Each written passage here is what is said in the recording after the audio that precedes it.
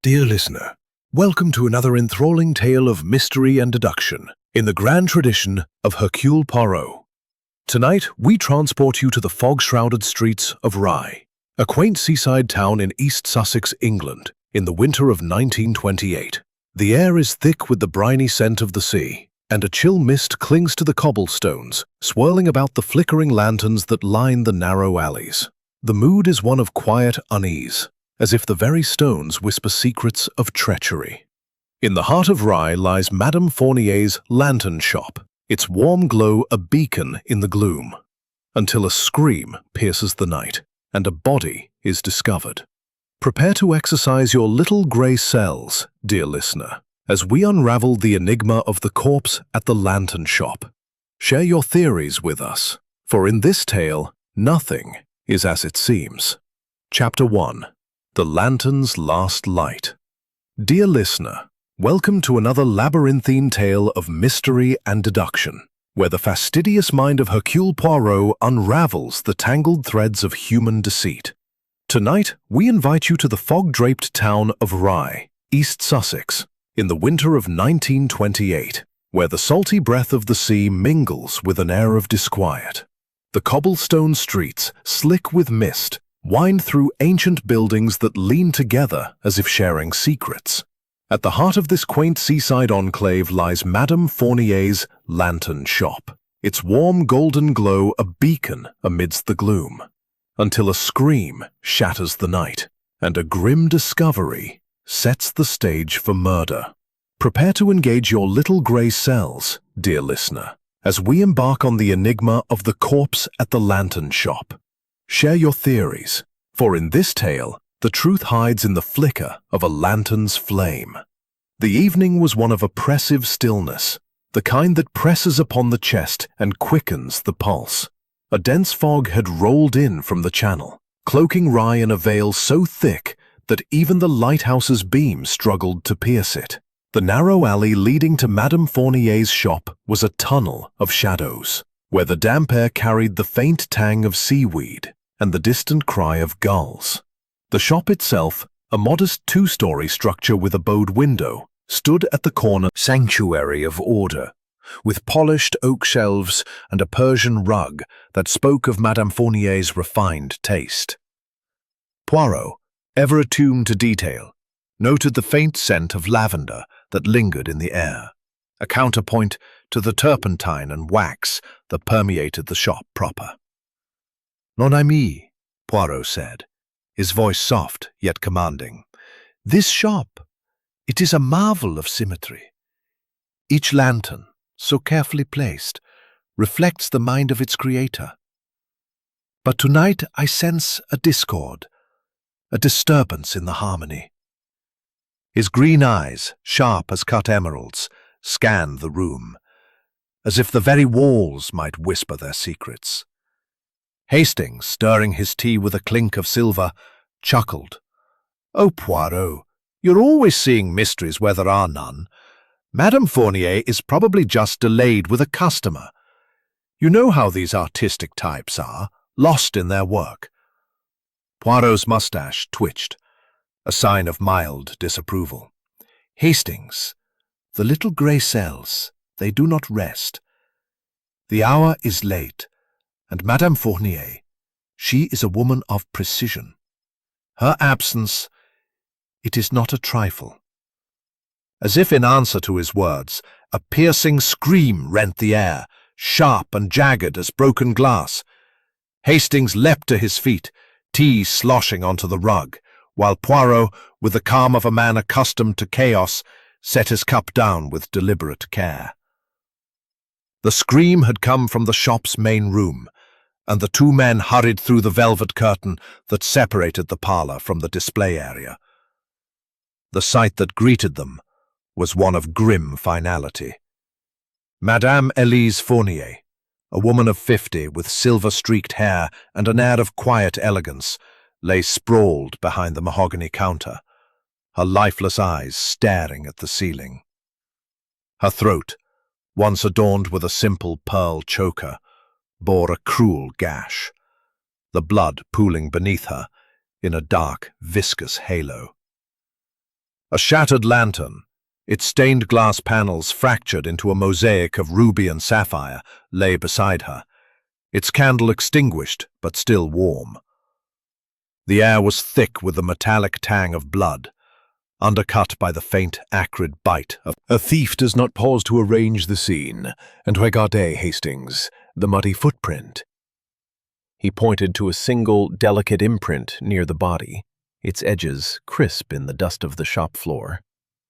Too small for a man's boot, yet too deliberate to be accidental. This, it is a clue, or perhaps a deception. The shop's main room was a marvel of craftsmanship, its shelves laden with lanterns of every design, Moroccan filigree, Venetian crystal, and simple tin miner's lamps. The light from those still burning cast eerie shadows, transforming the room into a stage where truth and illusion danced.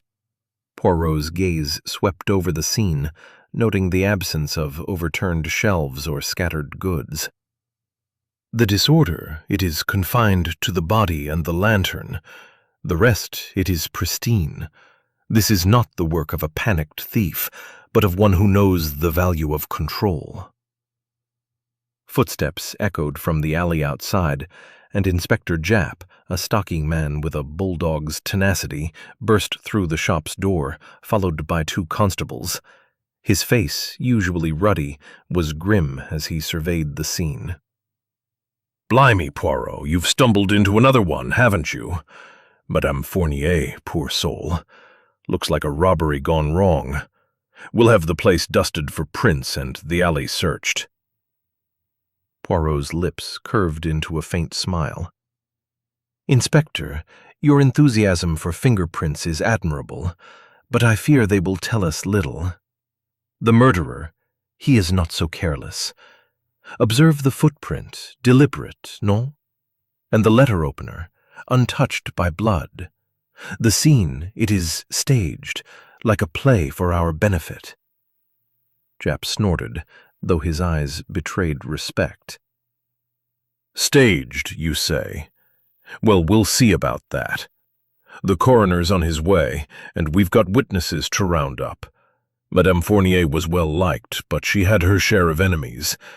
That sister of hers, Margaret Poole, was in town last week, stirring up trouble over the shop's profits." "Enemies, you say?" Poirot's eyes gleamed. "This is most illuminating. Madame Fournier, she was a woman of secrets, perhaps." Light, each piece a prism, reflecting the chaos of the night. He traced a finger along the counter's edge, noting a faint scratch, barely visible, as if something heavy had been dragged across it. "This lantern," he murmured. "It did not fall by accident. It was placed, perhaps to tell us something, or to hide it."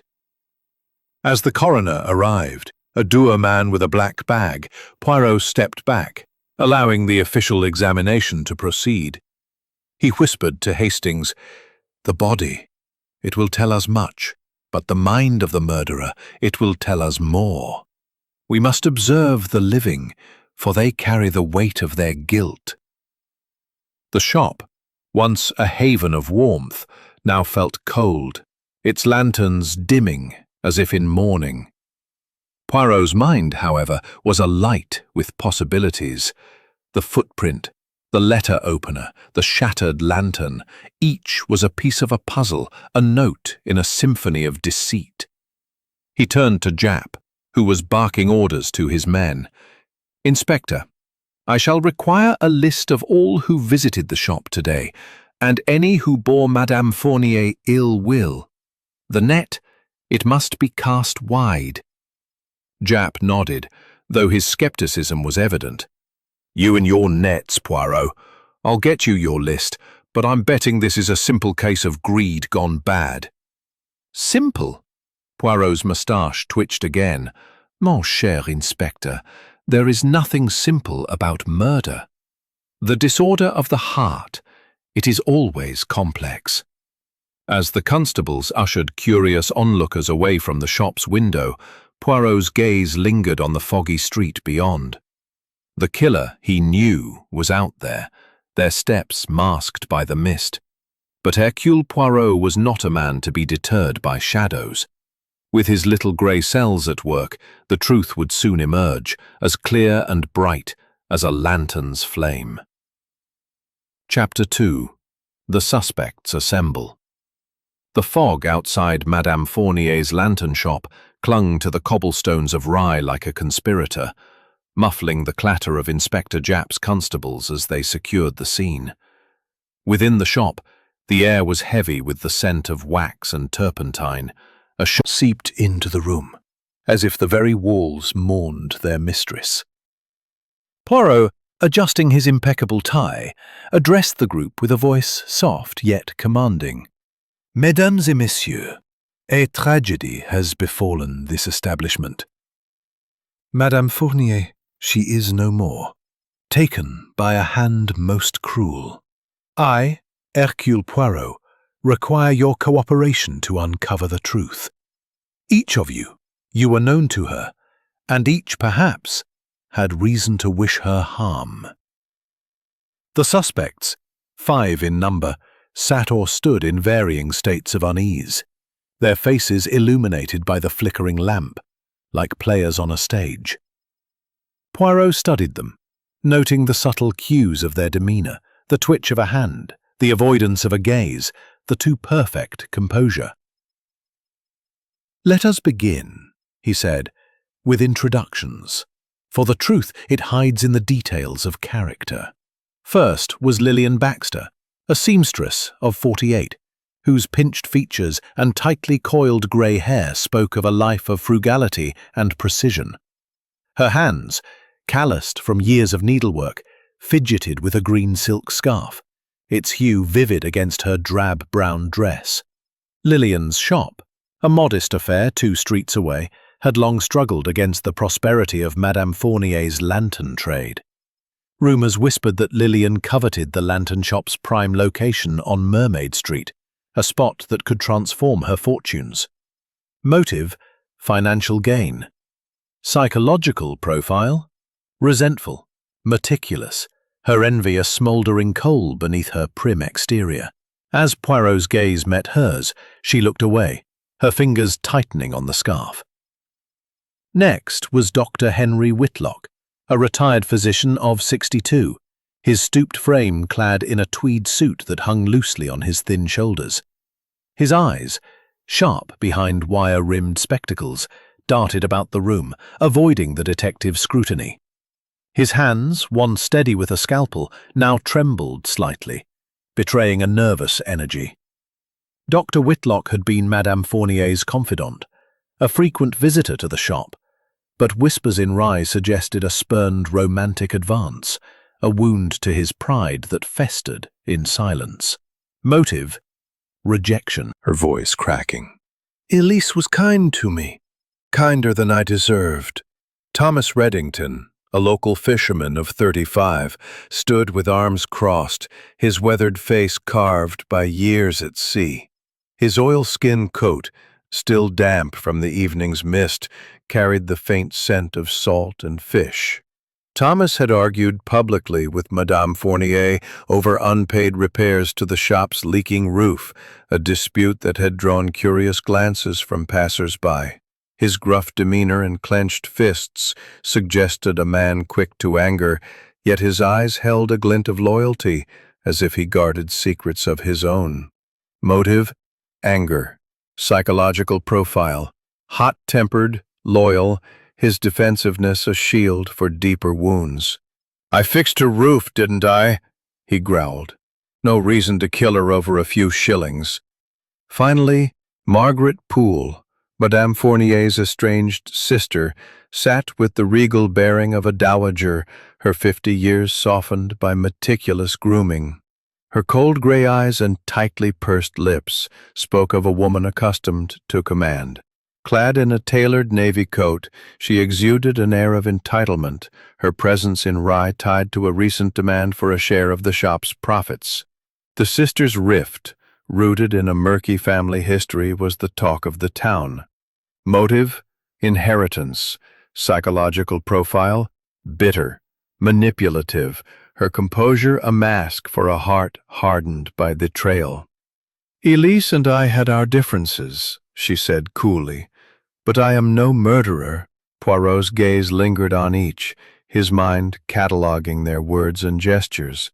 Lillian's scarf, he noted, matched a torn scrap of green silk found near the body, a clue too convenient to ignore. "Madame Baxter," he said. "Madame Baxter," he said, his tone gentle yet probing. "This scarf, it is most striking. Was it with you this evening?" Lillian's hands froze, her eyes widening. "It's mine, yes, but I lost it yesterday. Someone must have taken it. I was here earlier, around 7:30, to discuss Elise, but Elise was busy. I left without seeing her." Her voice trembled, and Poirot noted the faint sheen of perspiration on her brow. Dr. Whitlock coughed. "Dining with a friend. I've not seen Elise in days. Our disagreements were private, not murderous." Her tone was too smooth, her eyes too steady, and Poirot sensed the artifice of her calm. Hastings, leaning against the wall, whispered to Poirot, "They're all hiding something, aren't they? That scarf, it's got to be Lillian's, don't you think?" Poirot's mustache twitched, a sign of amusement or disapproval. "Mon ami, the scarf is but a thread in the tapestry. It is too obvious, perhaps, a lure to distract us. We must look deeper, to the heart, to the motive, to the moment of truth." Inspector Japp, who had joined the gathering, snorted. "You're making this complicated, Poirot. That scrap of silk points straight to Miss Baxter. And Reddington's temper. He's got a history of brawls down at the docks. My money's on one of them." Poirot raised a hand, silencing Japp's bluster. "Inspector, the evidence, it speaks, but it does not shout. The scrap, it is found near the body. Yet Madame Baxter's scarf, it is whole. And Monsieur Reddington's anger, it is loud. But is it lethal? We must consider the footprint, the letter opener, the shattered lantern. Each, it tells a story, but together they sing a symphony." The suspects exchanged glances, some wary, others defiant. Lillian clutched her scarf tighter. Dr. Whitlock's hands stilled. Clara's tears slowed. Thomas's fists unclenched, and Margaret's smile faltered, if only for a moment. Poirot paced the small room, his steps measured, his mind a whirl of connections. The lamp flickered, casting long shadows that danced across the crates, as if the lanterns themselves were watching, waiting for the truth to emerge. "Mes amis," Poirot said, pausing before the group. "The murder of Madame Fournier was no act of impulse. It was planned, precise, a crime of the mind as much as the hand. You, each of you, have a connection to her, a reason to resent or to desire. But only one of you held the blade. I shall discover who, for the little grey cells, they do not rest." The room fell silent. Mahogany counter, where Madame Elise Fournier's body had been found. Her throat slit with a cruel exactitude that spoke of intent rather than impulse. The shattered lantern beside her, its stained glass fragments glinting like scattered jewels, remained a focal point of Poirot's scrutiny, as did the single, delicate footprint, etched in the dust nearby, a clue that whispered of deception.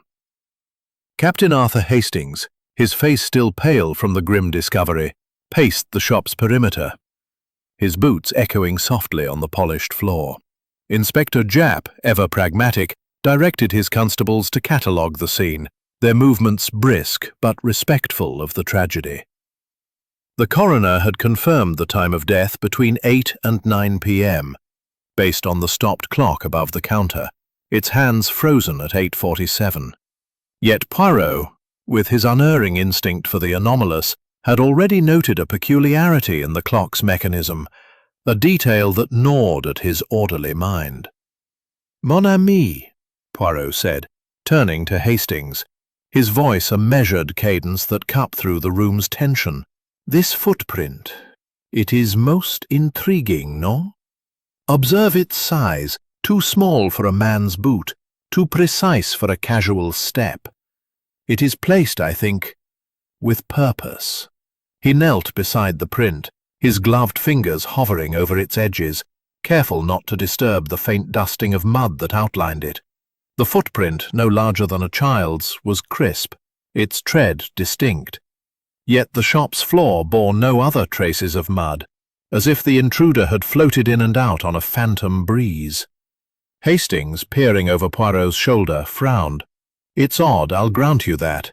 But surely it's just a stray mark from a customer, or perhaps a child wandered in earlier today. You're not suggesting it's the killer's, are you?" Poirot's moustache twitched, a subtle sign of amusement at his friend's simplicity. "Hastings, the little grey cells, they do not leap to conclusions. This footprint, it is not a stray mark, nor the careless step of a child. Regardez, the mud, it is fresh, yet the floor around it is clean. No trail leads to or from it. This is no accident, but a deliberate act, a misdive." Stopped. The clock. It was manipulated, no? The time of 8:47. It is a fiction. A stage prop in the murderer's play.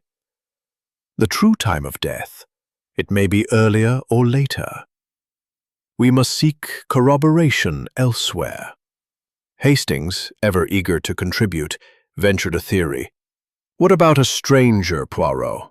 Rise a port town, plenty of drifters come through. Could be some vagrant saw the shop's lights and thought to rob it. Killed Madame Fournier when she fought back." Poirot shook his head, his eyes narrowing as he surveyed the shop. "No, mon ami. A stranger does not place a footprint with such care, nor tamper with a clock to mislead. The killer, he is known to Madame Fournier and to this shop. The answer lies among those we met last night. Lillian Baxter, Dr. Whitlock, Clara Henshaw, Thomas Reddington, Margaret Poole. Each they carry a secret, and one, a guilt most profound." The shop's main room, with its shelves of lanterns, some glowing, others dark, seemed to watch the proceedings with silent judgment. Poirot moved to the counter, where the letter opener, its blade unmarred by blood, lay like a silent accusation. He lifted it, turning it in the light, noting its weight and the absence of fingerprints. This weapon, it was not used, yet it was left here, perhaps to taunt us. The true blade, it is hidden or disposed of. The killer, he is meticulous, a planner of the first order. Jap, scribbling in his notebook, looked up. "We've got that scrap of green silk, too, found near the body. Matches Miss Baxter's scarf, or close enough. She says it was stolen, but I'm not buying it. And Reddington, his temper's no secret. He was here arguing with Fournier about that roof repair. My money's on one of them." Poirot's gaze drifted to the shattered lantern, its glass shards arranged in a peculiarly contained pattern, as if the fall had been orchestrated. "The silk, the footprint, the lantern, these are the notes of a symphony, Inspector. But we have not yet heard the melody. The silk of patient indulgence. Hastings, you see the surface, but not the depths. Madame Poole, she is cold, calculating, but is she reckless? The murder, it is not a crime of passion, but of precision. The throat, it is cut with a single stroke, no hesitation, no struggle. The killer, he knows his craft." Jap's constable returned, breathless, with a preliminary report. "Sir, we've checked the alley. No signs of mud matching that footprint, and no other prints around the shop. The back door was locked from the inside, and the front door's bell didn't ring after 8, according to the shop girl who left early." Poirot nodded. his mind weaving the threads together. This is most illuminating. The footprint. It was brought here, perhaps in a shoe carried by the killer, to mislead us. The locked door.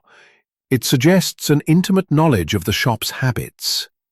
The killer. He is one who belongs here, or who knows its secrets. He returned to the footprint, kneeling once more to study its contours. The mud, he noted, was rich and dark, unlike the sandy soil of Rye's streets. This mud, it is from the marshes, perhaps, or a garden. We must inquire where such soil is found. It is a clue, not to the killer's presence, but to his cunning. Japp, growing impatient, snapped his notebook shut. "You're chasing shadows, Poirot. I'm rounding up the suspects for proper interviews. Baxter's scarf, Reddington's temper, Poole's greed, those are solid leads. We'll have this wrapped up by morning." Poirot's smile was enigmatic. "Inspector, the truth, it is not so easily captured. The footprint, it is not a clue, but a deception, a lie told to obscure the truth. We must look beyond the obvious to the motives hidden in the heart. The little grey cells, they will guide us." As the constables prepared to escort the suspects back for further questioning, Poirot lingered by the counter, his gaze fixed on the shattered lantern.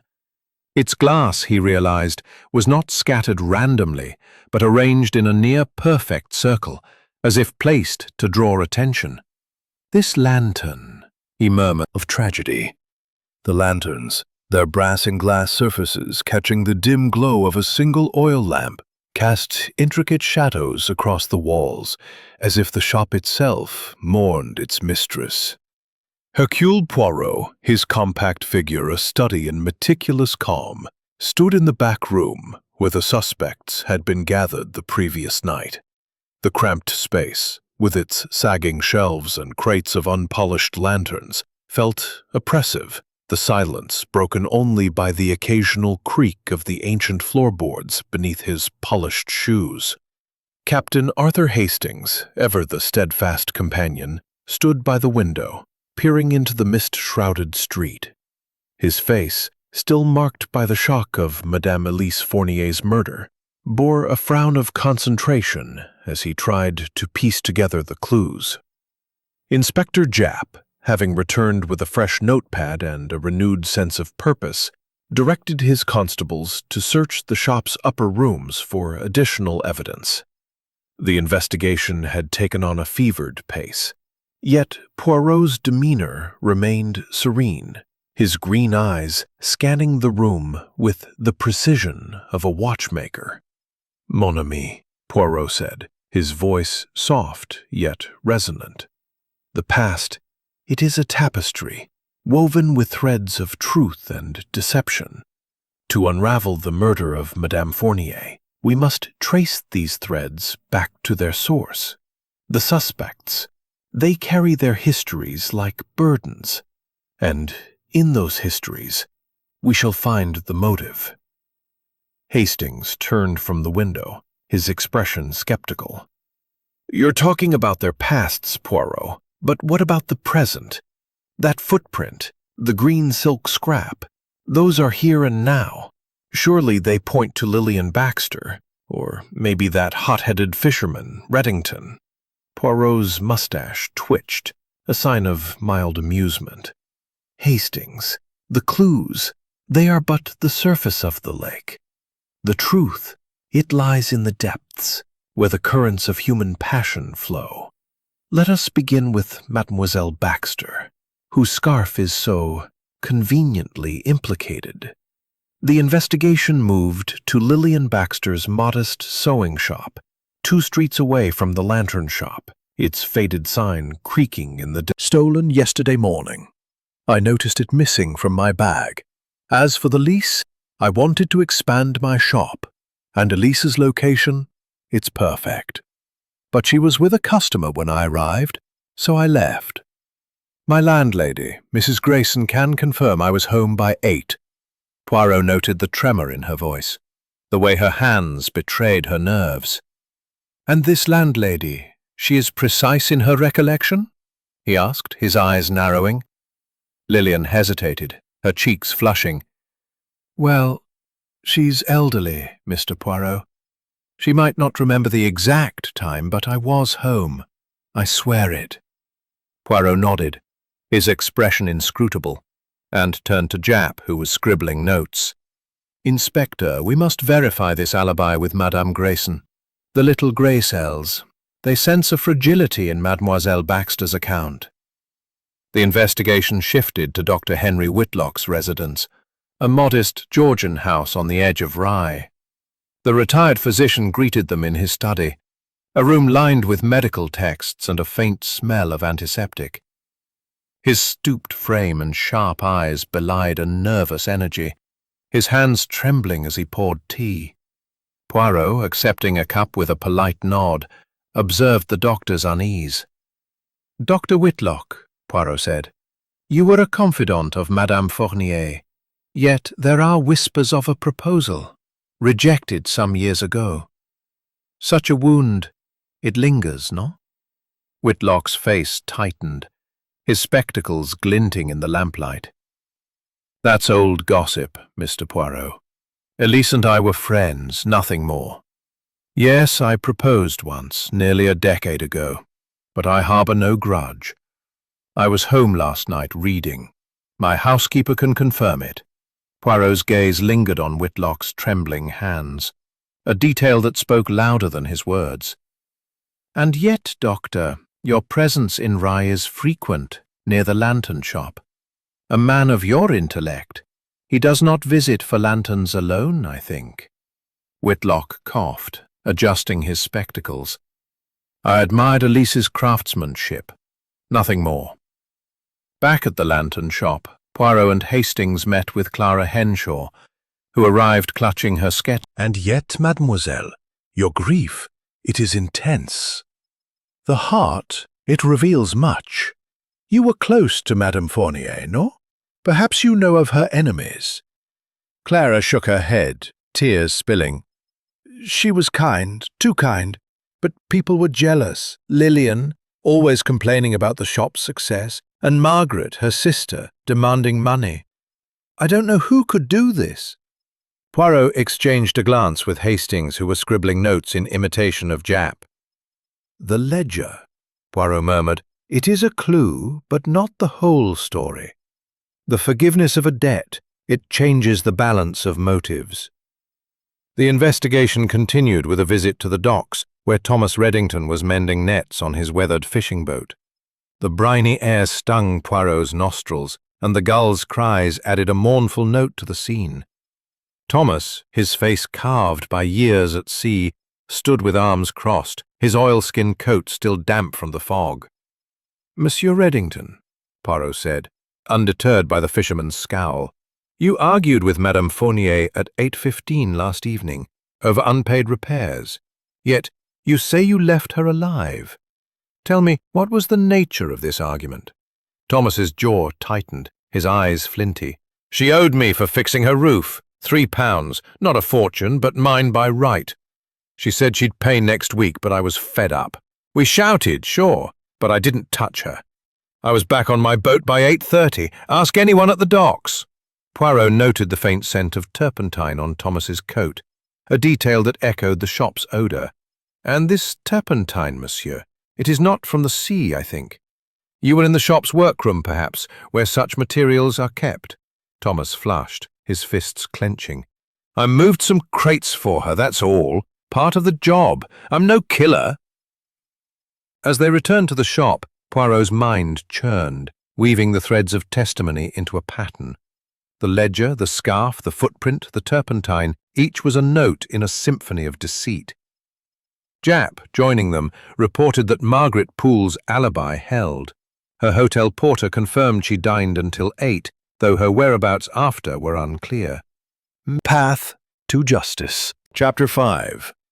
The Lantern's Secret. The relentless fog of Rye clung to the ancient town like a shroud woven from the very mists of the English Channel. muting the distant clamor of fishing boats and the mournful toll of the church bell. Within Madame Fournier's lantern shop, the atmosphere was one of stifled anticipation, the air thick with the aromatic blend of beeswax, turpentine, and the subtle undercurrent of polished brass.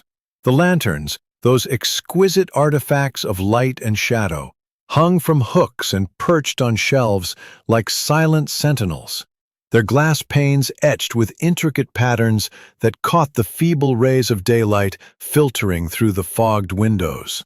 Hercule Poirot, the renowned Belgian detective with his impeccably waxed mustache and a mind as orderly as a Swiss timepiece, moved among them with the grace of a connoisseur appraising treasures. His green eyes, sharp and inquisitive, darted from one lantern to another, seeking not mere illumination, but the hidden recesses where secrets might lurk. Captain Arthur Hastings, his faithful companion, trailed behind, his sturdy frame somewhat ill at ease in the labyrinthine confines of the shop. The events of the previous night, the gruesome discovery of Madame Elise Fournier's body, her throat slit with merciless precision, still weighed upon him, casting a pall over his ordinarily optimistic disposition. Inspector Japp had departed temporarily to pursue leads at the local constabulary, leaving Poirot and Hastings to delve deeper into the shop's enigmas. The shattered lantern near the counter, its ruby and sapphire shards still scattered like the remnants of a fractured dream, served as a grim reminder of the violence that had unfolded here mere hours ago. "Poirot?" Hastings ventured, his voice echoing slightly in the hushed space. "You've been staring at these lanterns for nearly an hour. What on earth do you expect them to tell you? They're just lamps, aren't they? Beautiful ones, I'll grant, but hardly likely to confess to murder." Poirot paused before a particularly ornate specimen, a Moroccan-style lantern of filigreed brass, its panels adorned with delicate arabesques that spoke of distant souks and exotic trades. His gloved fingers traced the— It might have eluded a less discerning eye. The bottom panel swung open with a soft click, revealing a narrow compartment lined with faded velvet. Nestled within was a folded letter, its paper yellowed with age and sealed with a wax imprint of a stylized flame. Hastings leaned forward, his eyes widening in astonishment. "Good Lord, Poirot! How did you know?" "The little gray cells, Hastings," Poirot murmured, extracting the letter with the utmost delicacy, as if handling a fragile eggshell. "Observe the uneven weight of this lantern, the slight asymmetry in its base. Madame Fournier, she was a woman of secrets, and secrets, they demand hiding places. This compartment, it is not for oil or wicks, but for truths too perilous to expose to the light." Unfolding the letter beneath the glow of a nearby lamp, Poirot's eyes scanned the elegant script, penned in Madame Fournier's own hand. The words unfolded like a veil lifted from a forbidden tableau. Accusations of blackmail, veiled threats, and a revelation that struck at the heart of familial bonds. Addressed to Margaret Poole, Madame Fournier's estranged sister, the missive read, "My dear Margaret, your persistence in demanding a share of the shop's profits is not merely avarice. It is extortion born of our shared shame. You know as well as I that Father's fortune was not earned through honest toil, but stolen from the estates of widowed clients during his days as a solicitor in Paris. I have borne this burden alone, building this life in Rye to atone for his sins. But your threats to expose this to the town, to ruin what little peace I have found, will not sway me. Return to your hollow pretensions and leave me be. If you persist, I shall sever all ties, and the law shall know of your complicity in silencing the truth." Elise Poirot's mustache twitched in satisfaction, his mind alight with the implications. "Ah, Hastings, here is the shadow cast by the past, a family secret, blackmail, a motive as potent as poison. Madame Poole, she is implicated not just in greed, but in the unraveling of a scandal that could tarnish her regal facade. Hastings whistled. Interlopers in a private drama. The back room, with its scarred oak table and flickering oil lamp, served as the stage for this interrogation. The air heavy with the scent of turpentine that clung to the walls like an unspoken accusation. Madame Poole, Poirot began, holding the letter aloft like a talisman. This missive, penned by your sister, accuses you of blackmail, a stolen fortune, complicity in silence. These are grave matters. You sought a share of the shop's profits, but was it not to bury this secret deeper, or to unearth it for your gain? Margaret's composure, that brittle mask of entitlement, faltered for the briefest instant, her lips pursing, her fingers tightening on her gloves. Yet she recovered with a steely resolve, her voice a cool cadence that belied the storm within. Mr. Poirot, you intrude upon private sorrows with the delicacy of a bull in a china shop. Elise and I had our differences, yes, sisters often do. But blackmail? Absurd. Father's affairs were his own. I knew nothing of theft. That letter is a fabrication of her paranoia, perhaps written in a fit of pique. I was at my hotel last evening, as I told you, and have no knowledge of hidden compartments or family skeletons. Poirot observed her closely, noting the subtle psychological fissures, the slight dilation of her pupils, the way her gaze flickered to the letter as if it were a serpent poised to strike. Psychological profile. Bitter, manipulative. Her entitlement an armor forged from years of resentment. And yet, madam, the wax seal is fresh, the ink but days old. Your sister feared you, no? This secret, it could ruin you both. Did you visit the shop to retrieve this, only to silence her forever? Margaret's laugh was a hollow echo, sharp as shattered glass. I deny it utterly. If Elise hid such nonsense, it was her folly. I seek only what is mine by blood, the shop's inheritance, nothing more. As she departed, her footsteps echoing on the cobblestones outside, Poirot turned to Hastings. She denies, but the denial, it rings false. The mind it... There at 8:15, fixin' a shelf as she asked. We rode over the roof money, £3 she owed me. But I didn't kill her. The turpentine, from moving crates in the back, that's all. I left by the alley, heading straight to my boat. Ask the lads at the Mermaid Inn. I drowned my sorrows there till 10. Poirot nodded, inhaling the scent discreetly. And this argument, it was heated? Words that might prelude violence? Thomas snorted, his eyes flashing. Words, aye, but no more. She was stubborn as a mule, but I ain't no murderer. Meanwhile, Clara Henshaw returned unbidden, her wild curls framing a face pale with anxiety. She clutched her sketchbook like a talisman, her paint-stained fingers trembling as she flipped through its pages in the shop's main room. Poirot approached, noting the nervous energy that propelled her pencil across the paper. Sketches of shadowy figures wielding knives, the lantern shop's interior rendered in frantic strokes. Mademoiselle Henshaw, Poirot observed, your art, it reveals the turmoil within. This shadowy figure, it haunts you, no? The debt forgiven, the closeness to Madame Fournier, perhaps you saw something, or fear you did. Clara's eyes welled with tears, her impulsive passion bubbling forth. Psychological profile, passionate and guilt-ridden, her creativity a window to her soul. I sketched to cope, Mr. Poirot. Elise was kind, forgiving my debt. But these dreams, nightmares of knives and blood. I was in my studio alone, but maybe I heard something in the fog. Her drawings, dated hastily, depicted the shop's counter, a knife glinting ominously.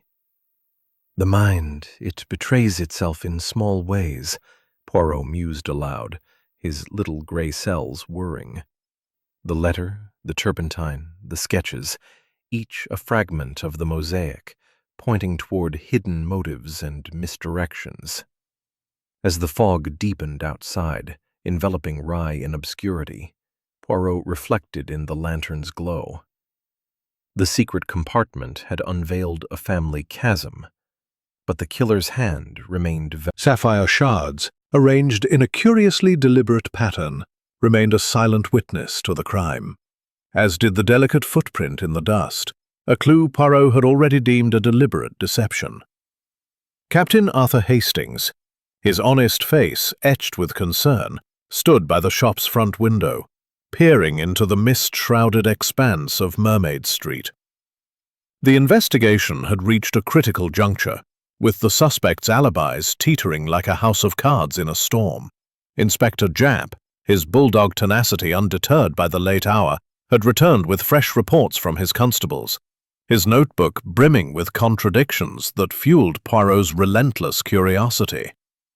The back room, with its scarred oak table and crates of unpolished lanterns, served as the stage for their deliberations, the air thick with the scent of turpentine and the weight of unspoken truths. "Mon ami," Poirot said, his voice a measured cadence that cut through the room's tension. "The alibis, they are like the lanterns in this shop, beautiful in their arrangement, but fragile when tested by the light of truth. We have heard their stories, but now we shall see where they falter." Hastings, rubbing his chin, ventured a thought. "Poirot, that footprint and the green silk scrap keep nagging at me. They point to Lillian Baxter, don't they? And Reddington's temper. He admitted to arguing with Fournier just before the murder. Surely we're close to pinning this down." Poirot's moustache twitched, a subtle sign of amusement at his friend's eagerness. "Hastings, you see the threads but not the tapestry. The footprint, the silk, these are distractions designed to lead us astray. The truth, it lies in the inconsistencies, the cracks in the alibis. Let us begin with Mademoiselle Baxter." The investigation returned to Lillian Baxter's sewing shop, a modest establishment 2 streets away, its interior a stark contrast to the opulence of the lantern shop. The room was cluttered with boats of drab fabric, a treadle sewing machine humming faintly from recent use, and a small table strewn with needles and thread. Lillian, her pinched features drawn tighter by the scrutiny, sat rigidly, her hands twisting the green silk skirt. Exterior. "I told you, Mr. Poirot, I saw nothing. I went to discuss the lease, but Elise was with a customer. I left, went home. Mrs. Grayson must have mixed up the times. She's old, forgetful. I didn't kill Elise." Poirot noted the beads of perspiration on her brow, the way her fingers betrayed her nerves. "And yet, mademoiselle, the scrap of green silk found near the body matches your scarf. You say it was stolen, but perhaps it was lost in a moment of haste, of panic." Lillian's voice rose, shrill with desperation.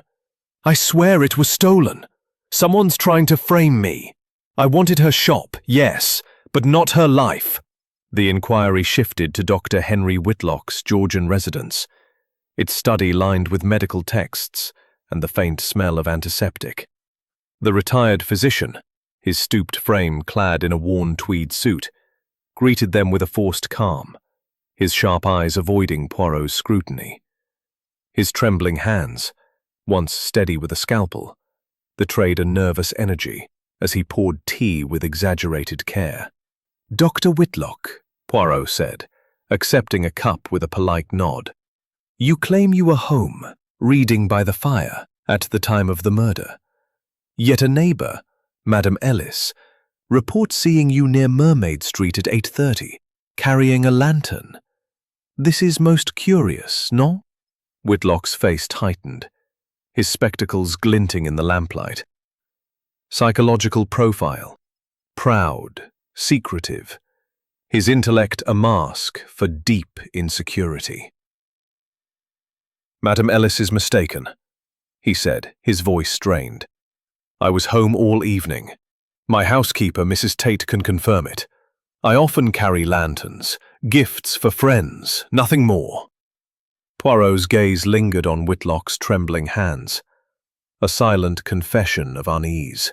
"And yet, Doctor, your presence near the shop, it aligns too closely with the time of death.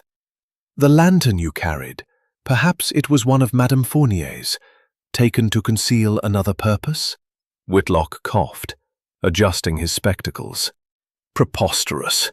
I admired Elise's work, nothing more. I had no reason to harm her." Back at the lantern shop, Clara Henshaw, her guilt a turbulent current beneath her exuberance. I don't know, Mr. Poirot. I draw from memory, from dreams. Elise was in my thoughts, and I sketched what I felt. I wasn't here, I swear." Poirot's eyes narrowed, sensing the fracture in her story. "The heart, mademoiselle. It betrays itself in art. This sketch, it is no dream, but a memory. You were here, perhaps, or saw something through the fog?" Clara's tears spilled over, her voice breaking. "I was painting, alone. But maybe I heard a scream in the distance. I thought it was the wind." The investigation turned to Thomas Reddington, summoned from his fishing boat at the docks.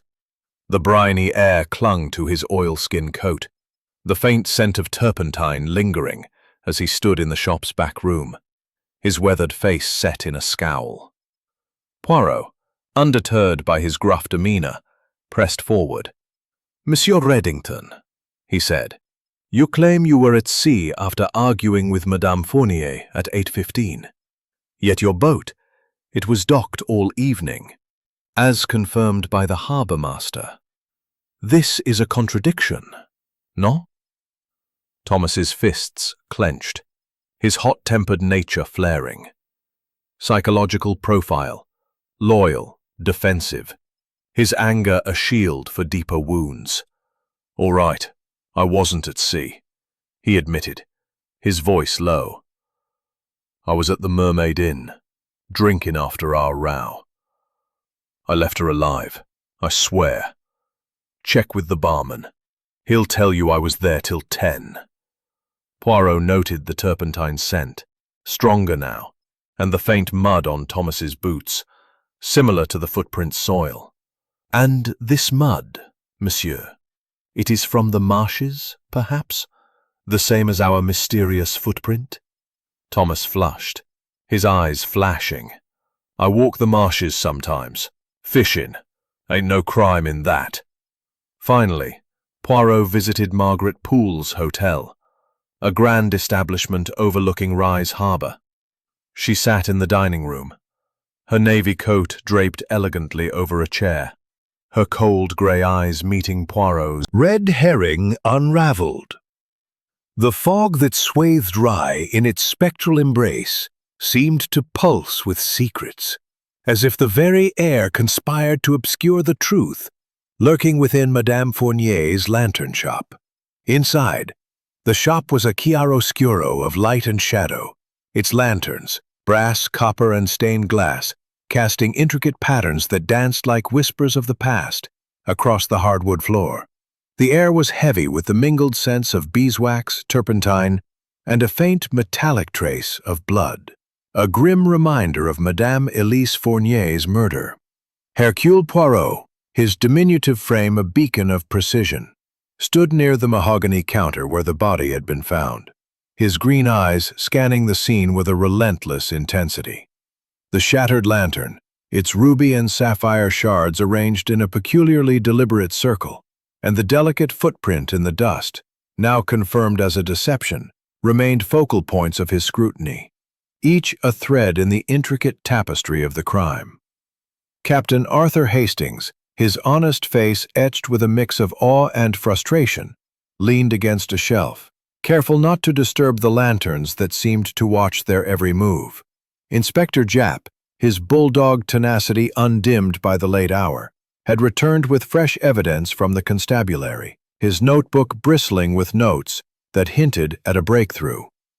The back room, with its scarred oak table and crates of unpolished lanterns, served as their council chamber, the air thick with the scent of turpentine and the weight of unraveling alibis.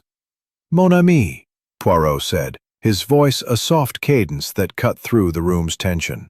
"The red herrings, they are clever, no? The footprint, the green silk scrap, these are the flourishes of a mind that seeks to mislead. But the truth, it cannot hide from the little gray cells. Let us unravel these deceptions and see what lies beneath." Hastings, rubbing his chin, ventured a thought. "Poirot, that silk scrap still points to Lillian Baxter, doesn't it? Even if her scarf wasn't torn, it's too close a match to ignore. And that footprint, child-sized or not, it's got to mean something." Poirot's mustache twitched, a subtle sign of amusement at his friend's persistence. "Hastings, you cling to the Edges, as if deliberately torn to mimic a struggle. "Mademoiselle Baxter," he said, his tone gentle yet incisive, "your scarf, it is whole, yet this scrap matches its fabric. You claim it was stolen, but perhaps it was not your scarf at all. Perhaps another, similar in design, was used to cast suspicion upon you." Lillian's eyes widened, her hands clutching the scarf like a lifeline. "I told you, Mr. Poirot, it was stolen yesterday morning. I'd never hurt Elise. She was my rival, yes, but murder? Never." Her voice cracked, betraying her fear, and Poirot noted the sincerity in her tone, though her envy remained a smoldering ember. Psychological profile: resentful, meticulous, her fear genuine, but her ambition a shadow. Poirot turned to Jap, who was examining the scrap with a magnifying glass. "Inspector, this silk, it is not torn naturally. The edges, they are cut, no? A deliberate act, to implicate Mademoiselle Baxter. But where did it come from, if not her scarf?" Jap's constable returned from a search of the suspect's belongings, his face flushed with discovery. "Sir, we found this in Dr. Whitlock's medical bag, tucked in a side pocket." He produced a second scrap of green silk, identical to the first, its edges similarly frayed. Poirot's eyes gleamed, the pieces of the puzzle aligning in his mind. "Dr. Whitlock," Poirot said, summoning the retired physician to the shop. Whitlock arrived, his stooped frame tense, his sharp eyes avoiding Poirot's gaze. His trembling hands, once steady with a scalpel, betrayed a nervous energy as he faced the detective. Psychological profile: proud, secretive, his composure fraying under scrutiny. "Doctor," Poirot continued, holding up the second scrap, "this silk, found in your bag, matches that near the body. You claimed to be home, yet a neighbor saw you near the shop at 8:30. And now this evidence. Did you place the scrap to frame Mademoiselle Baxter? To divert suspicion from yourself?" Whitlock's face paled, his spectacles glinting as he adjusted them nervously. "That's absurd, Mr. Poirot." His eye. "This vial, it is significant. Chloroform. It explains the absence of defensive wounds on Madame Fournier's body. She was subdued, rendered unconscious before the fatal cut. The killer, he is methodical, no? And this vial, it points to one with medical knowledge." Hastings, his eyes widening, gestured toward the shop. "Dr. Whitlock, then. He's a physician, has access to chloroform, and that silk in his bag. It's piling up against him, Poirot." Poirot nodded, though his expression remained cautious. "The evidence, it accumulates. But we must not leap, mon ami. The vial, it is broken, discarded. Yet why leave it in the alley, where it might be found? Another red herring, perhaps, or a mistake by a killer too confident in his cunning."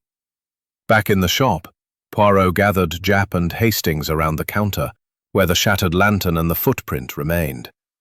He pointed to the lantern's shards, their arrangement too precise for a random fall.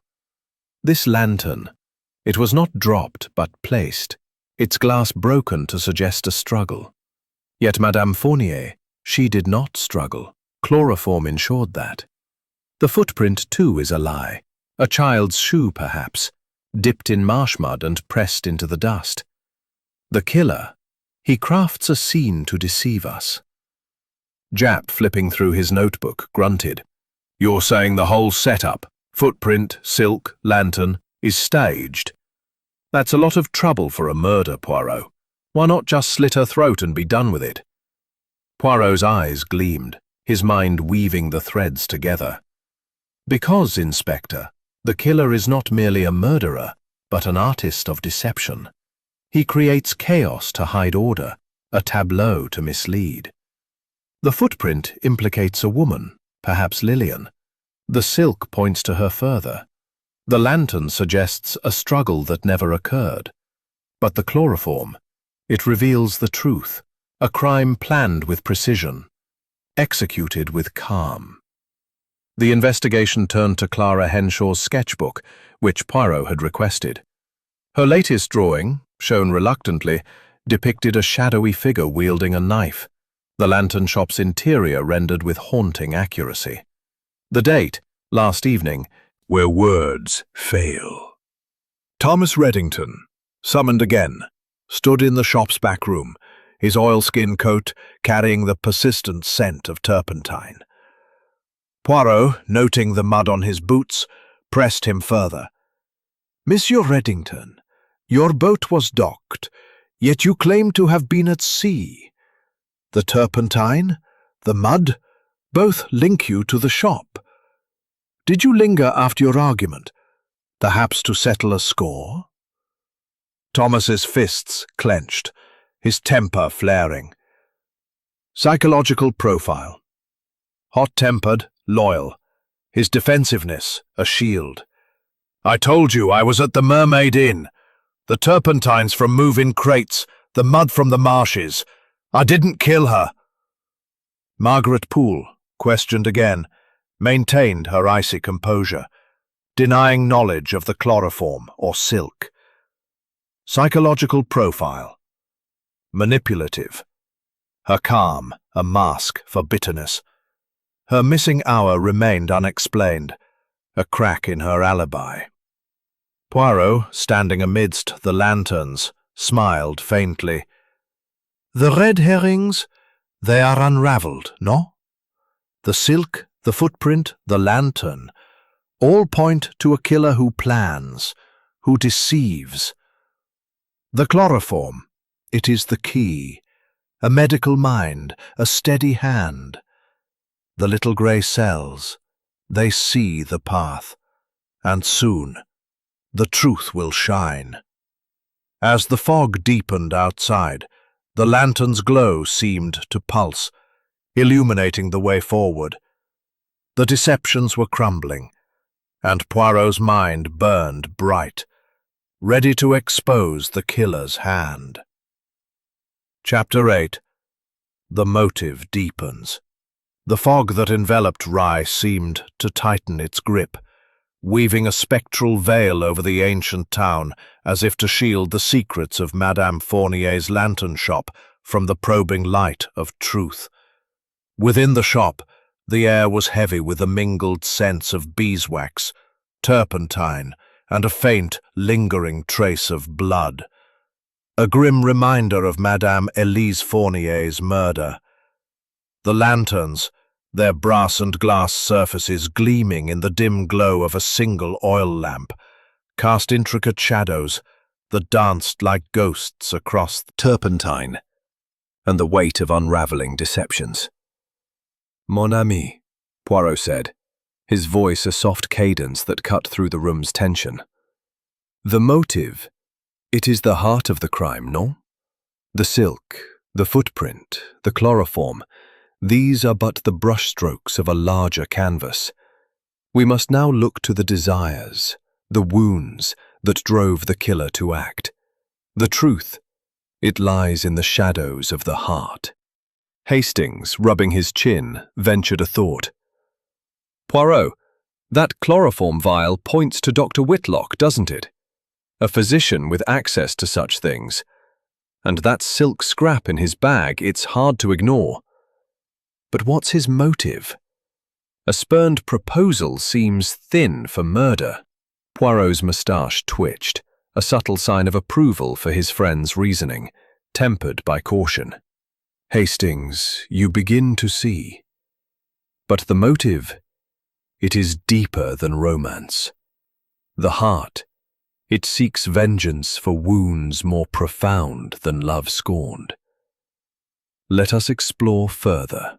The investigation turned to a significant discovery. Madame Fournier's will, found tucked in a locked drawer beneath the counter, its pages crisp and recently notarized. Poirot, with Japp's permission, examined the document under the lamplight, its contents revealing a startling twist. The shop, its profits, and its inventory were bequeathed not to Margaret Poole, Madame Fournier's estranged sister, but to Clara Henshaw, the young artist who had been like a daughter to her. This restored Clara's motive. Debt relief had been a red herring, but inheritance was a far weightier incentive. Mademoiselle Henshaw, Poirot said, summoning Clara to the shop's back room.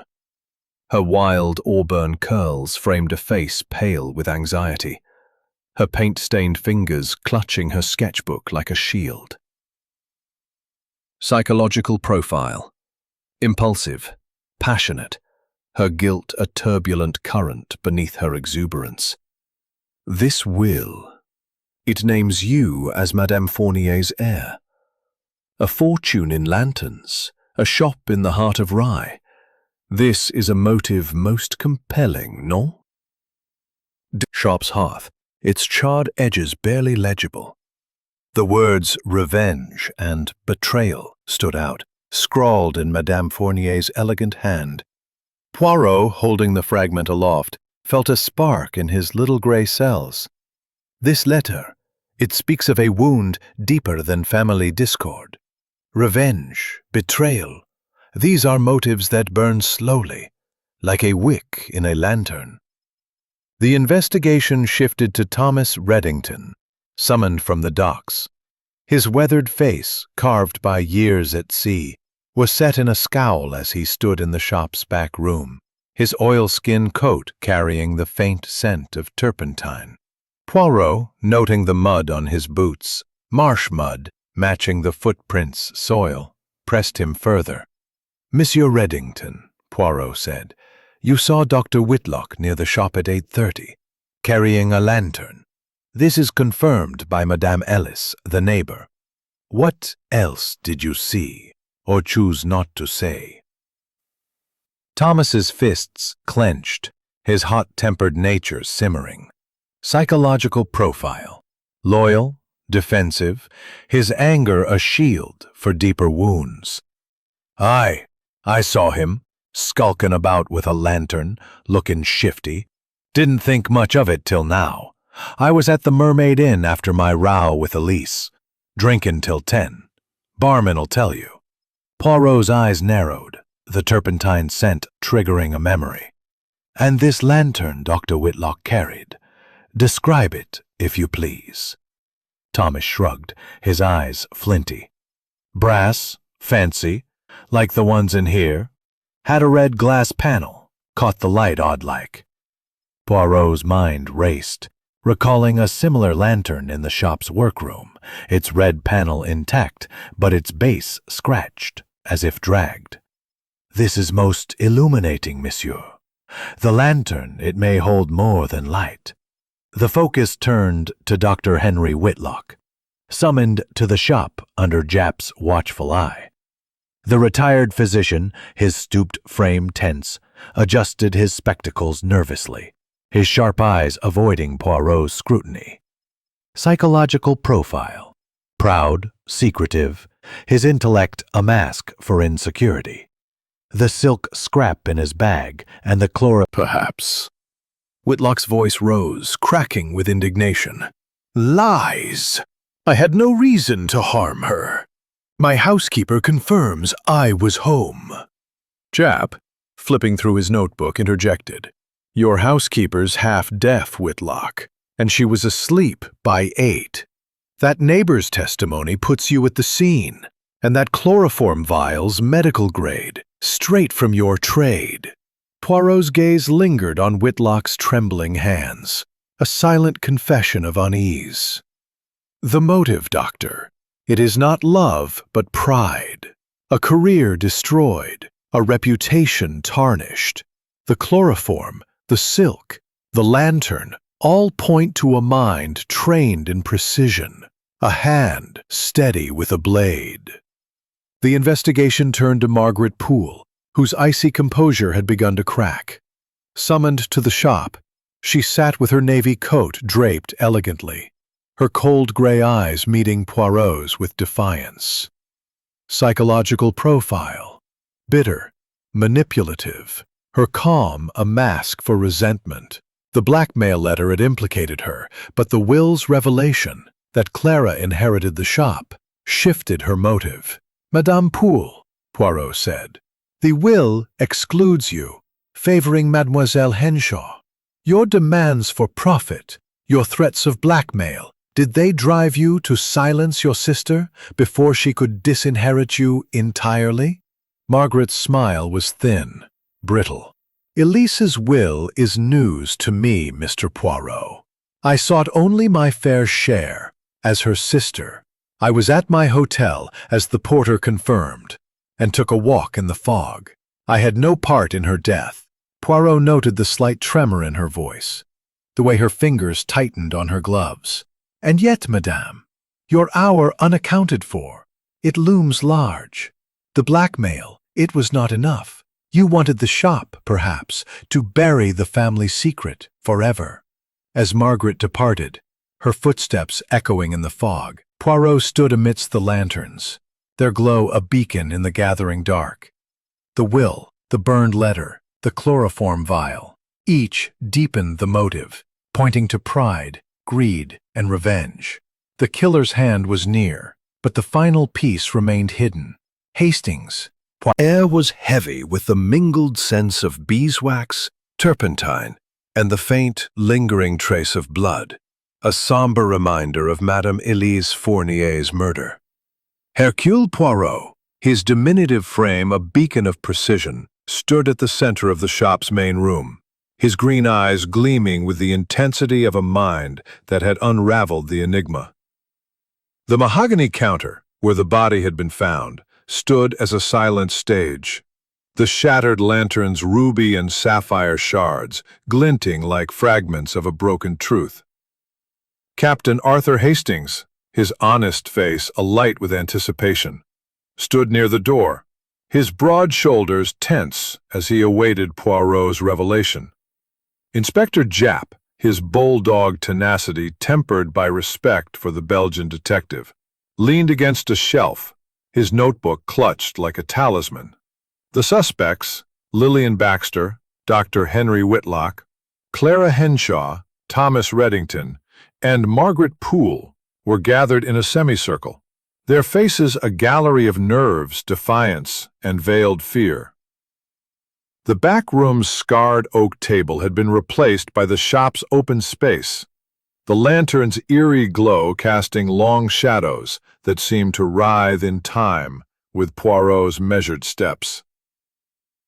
"Mes amis," Poirot began, his voice a soft yet commanding cadence that silenced the room. The murder of Madame Elise Fournier was no act of passion, no crime of impulse. It was a symphony of calculation, composed by a mind as meticulous as it was malevolent. Tonight, the little gray cells of Hercule Poirot shall reveal the composer of this dark melody. Hastings, unable to contain himself, whispered to Japp, "He's got it, hasn't he? I can tell by that gleam in his eye.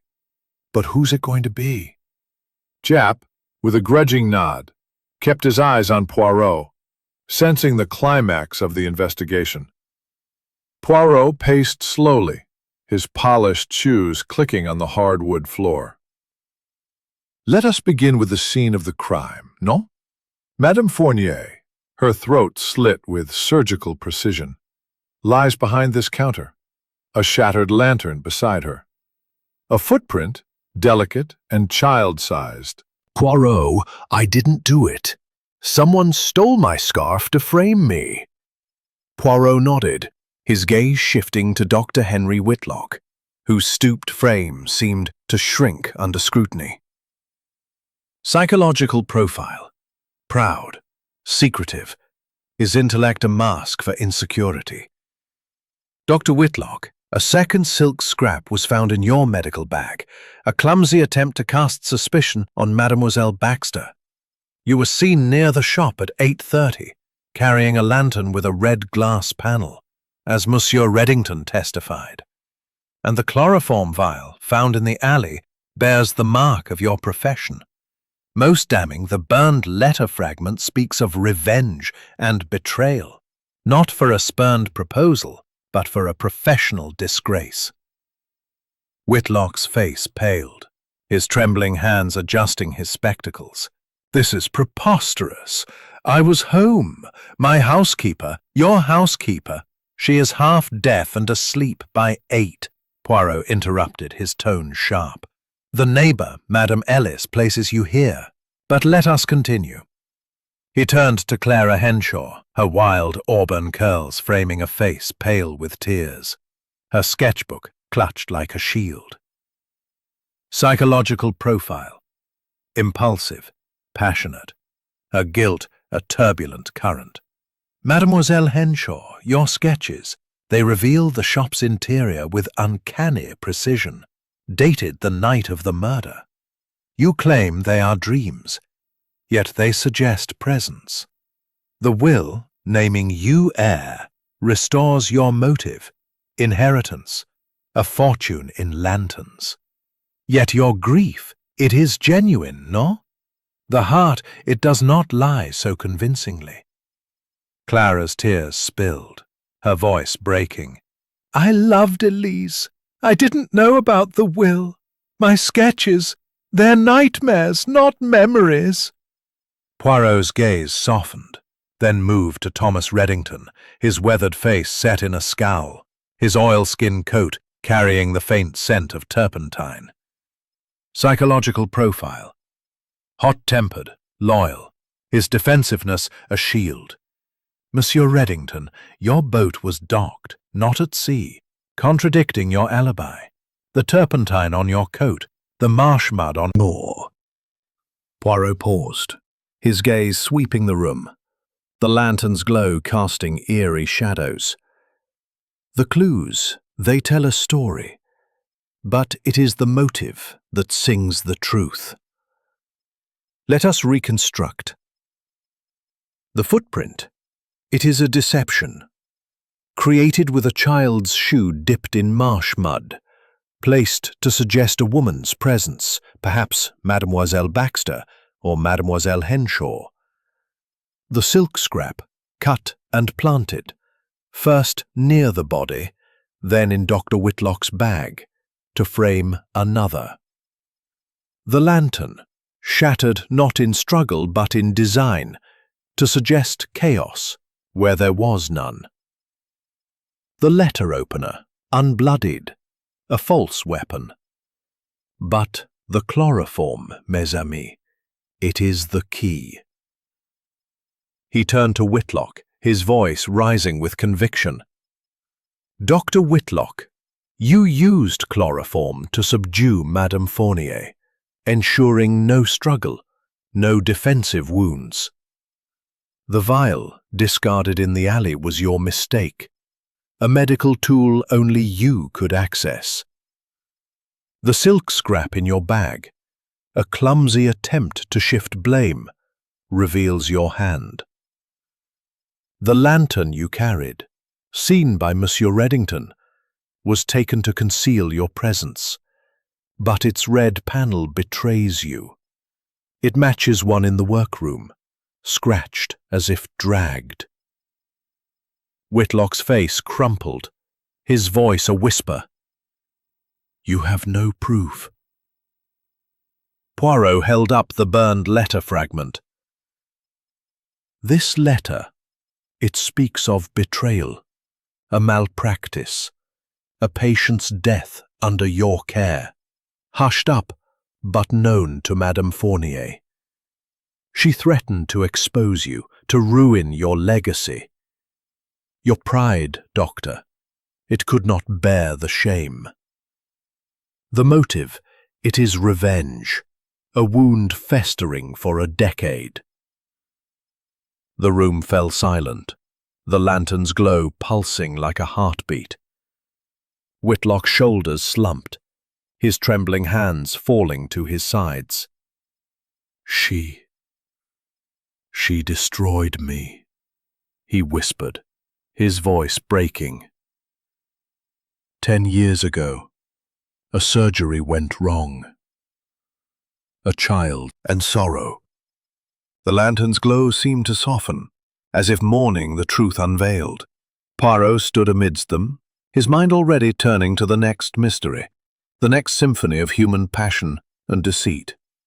The fog that had a chapter low, in its ghostly embrace, began to lift, as if the town itself exhaled a sigh of relief, now that the truth had been unveiled within Madame Fournier's lantern shop. The shop, with its myriad lanterns, brass, copper, and stained glass, stood as a monument to both beauty and tragedy, their intricate patterns casting a soft, golden glow across the hardwood floor. The air, still heavy with the scents of beeswax and turpentine, carried a newfound stillness, as if the very walls acknowledged the resolution of the grim affair.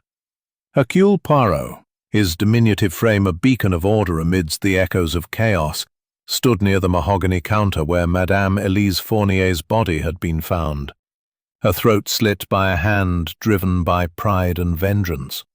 The shattered lantern, its ruby and sapphire shards now cleared away, had played its part in the killer's deception, but the truth, illuminated by Poirot's little grey cells, had prevailed.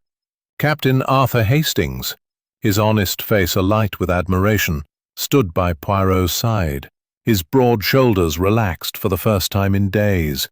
Inspector Japp, his bulldog tenacity softened by the case's conclusion, lingered near the door, his notebook closed, his respect for Poirot evident in his gruff nod.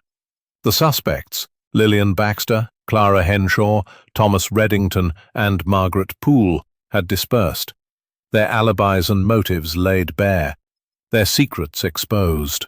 Dr. Henry Whitlock, the murderer, had been led away in cuffs, his confession a final note in the dark symphony of the crime.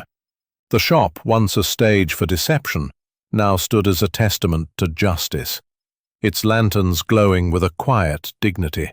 "Mon ami," Poirot said, his voice a soft cadence that resonated in the hushed space. "The tragedy of Madame Fournier's death, it is not merely the loss of life, but the loss of light. This shop, it was her heart, her creation.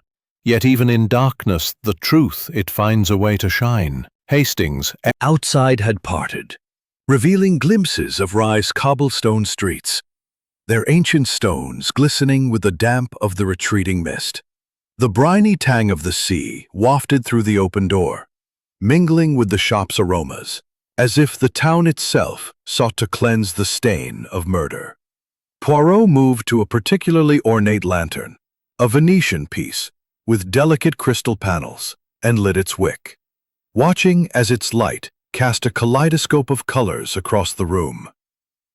"This lantern," he murmured, "it is like Madame Fournier herself, beautiful, intricate, a beacon in the dark.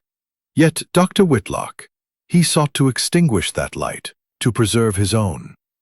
Pride, mon ami, it is a flame that consumes, leaving only ashes."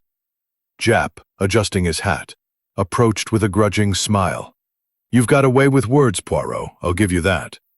Whitlock's confession tied it all up, the chloroform, the silk, the tampered clock. But that footprint still bothers me. A child's shoe dipped in marsh mud? That's a devilish trick. Poirot nodded, his eyes gleaming. "The footprint, Inspector. It was the killer's flourish. a deception to suggest a woman's presence, perhaps Mademoiselle Baxter or Mademoiselle Henshaw. But the chloroform, it was the true clue, revealing a medical mind. Dr. Whitlock, he used it to subdue Madame Fournier, ensuring no struggle, no cry. The blade, it followed with precision, a single cut to end her life. The silk scrap, placed first near the body, then in his own bag, was a clumsy attempt to frame another. The lantern, shattered deliberately, suggested a struggle that never occurred. Hastings, still marveling, gestured to the counter. And the clock? Stopped at 8:47? That was Whitlock's doing too, wasn't it? To throw us off the time of death. Précisément, Poirot replied, his voice tinged with satisfaction. The clock, tampered to show 8:47, was meant to confuse the timeline. But the rigor mortis, it told the truth. Death at 8:15, just after Monsieur Reddington's argument with Madame Fournier. Whitlock, he waited, perhaps in the work. Genius, Inspector, but method. The little grey cells, they observe, they connect, they illuminate. The heart, it seeks order, but when wounded, it creates chaos. Dr. Whitlock, he sought to restore his pride, but in doing so, he extinguished a light that can never be relit. The shop door creaked open, admitting Clara Henshaw, her wild auburn curls framing a face softened by relief. Psychological profile. Impulsive, passionate, her grief genuine. She approached Poirot, her sketchbook tucked under her arm, her eyes no longer clouded with fear. "Mr. Poirot," she said, her voice steady, "I heard Dr. Whitlock confessed. I can't believe it, but I'm grateful. Elise was like a mother to me. I'll honor her by keeping the shop alive." Poirot nodded, his gaze kind. "Mademoiselle Henshaw, the will, it names you heir. This shop, it is your legacy now. Let its light shine, as Madame Fournier would have wished." Clara's eyes welled with tears, but she smiled, a flicker of hope amidst the sorrow. "I will, Mr. Poirot. Thank you." As Clara departed, Lillian Baxter entered, her pinched features softened by the resolution. Psychological profile, resentful, meticulous, her envy tempered by relief. "Mr. Poirot," she said, her voice low, "I was wrong about Elise, envying her success. I'm glad the truth's out, even if it means my dreams for her shop are gone." Poirot's expression was gentle. "Mademoiselle Baxter, envy, it is a shadow, but truth, it brings light. Your path, it lies elsewhere, and you shall find it." Thomas Reddington, summoned briefly, stood in the doorway, his weathered face less guarded. Psychological profile, hot-tempered, loyal, his defensiveness eased. "Didn't think you'd get to the bottom of it, Mr. Poirot. I argued with Elise, sure, but I'm no killer. Thanks for seeing that." Poirot inclined his head. "Monsieur Reddington, your temper, it is a storm, but your heart, it is true. Go back to your sea and let this storm pass." Margaret Poole, gathering his coat, grinned. "Where to next, Poirot? Another murder? Another puzzle?" Poirot's moustache twitched, his gaze distant. "Perhaps, mon ami. But for now, let us walk into the night, where the fog has lifted, and the stars, they shine once more." The shop's door closed behind them, the lantern's glow a beacon in the darkness. Dear listener, the tale of the corpse at the lantern shop has reached its end, but the mysteries of the human heart endure. Join us next time, as Hercule Poirot's little grey cells confront another enigma, and share your deductions, for in Rye, as in life, the truth is but a flicker away.